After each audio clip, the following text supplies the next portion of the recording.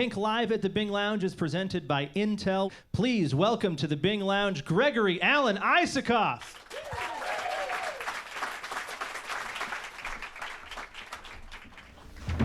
So, Gregory, do you want to start out by introducing your band? Yeah, sure. This is Jeb Bowes here on the violin. That's Phil Parker on the cello. We all live down the street from each other in Boulder, Colorado. Excellent. So when I listen to your music, I think your lyrics are what makes the music so special. And I was wondering, with your lyrics, how much of it is personal, experience, and how much is just storytelling?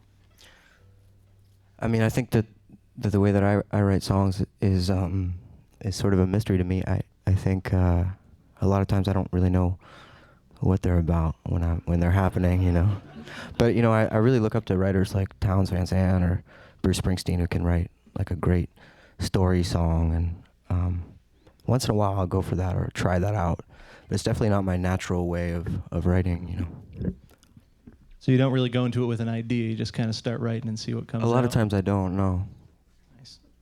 So I find myself listening to your music when I'm on the road a lot, and you've got some great songs about being on the road, 3 a.m. or Virginia May, and I was wondering what kind of influence traveling has in your songwriting?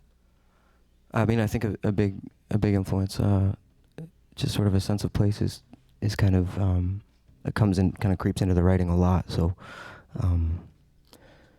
but it's funny because I have a song called San Francisco, and people are always like, "Where did you write that in San Francisco?" And I always think it's about 3 different towns and 5 different people or something. It kind of all makes it in there. So I heard you were playing Evelyn when you were warming up today, a song from your last album, and for the life of me, I can't figure out what that song's about. That's Would you like to solve the mystery? Yeah. I've got some guesses, but that's funny. I think I was listening to a lot of Ghost of Tom Joad that week, Springsteen record.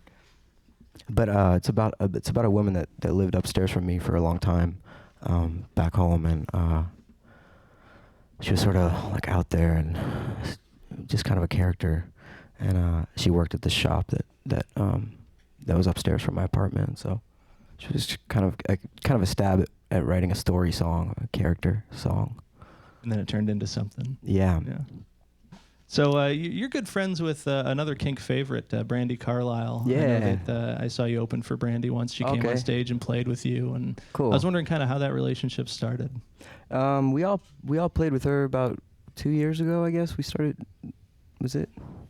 Back home in Boulder, and we all just kind of hit it off like right away. I think musically and just personally, and did a lot of shows with her, and I ended up recording a lot of the record in her barn up in Seattle. So, and Jeb tours with her a lot now, and yeah, it's really organic and great.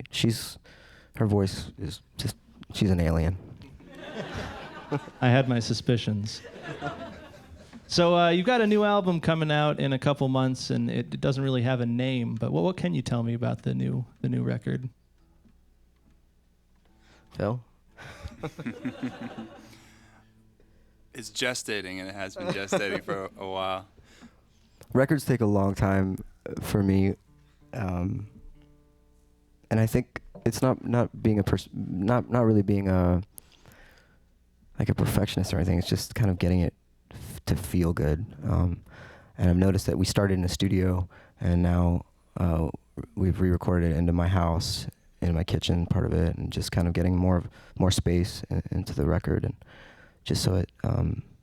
I've always been kind of like a full record guy, I guess, like making records for people who like to listen to things from the beginning to the end, and so that's always been really important to me, and getting that feeling right, So is it all recorded now? It is now, yeah. There's a couple songs we've written on the road that we might lay down, but yeah, for the most part, yeah. Excellent. Well, let's hear some music. Again, he's playing at the Doug Fir Lounge tonight. Give it up again for Gregory Alan Isakov.